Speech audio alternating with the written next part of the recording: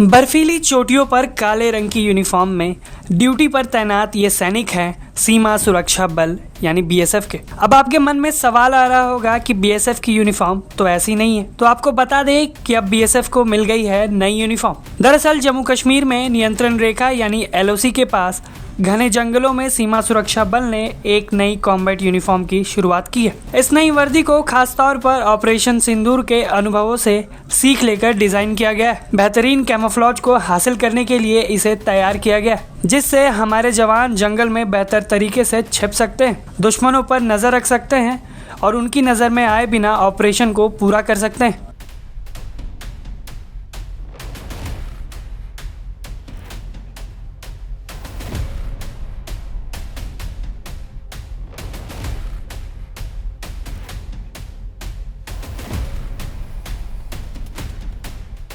इससे दुश्मनों का खात्मा बेहद आसान हो जाएगा।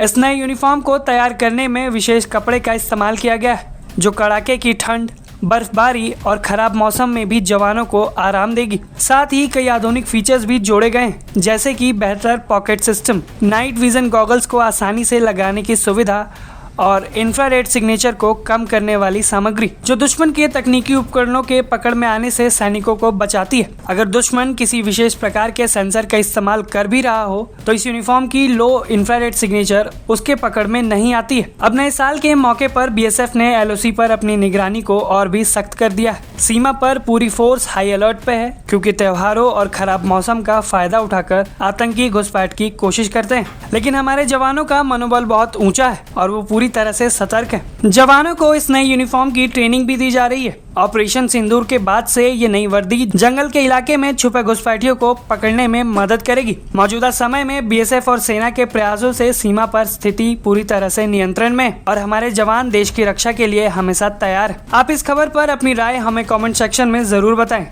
ब्यूरो रिपोर्ट, भारत तक।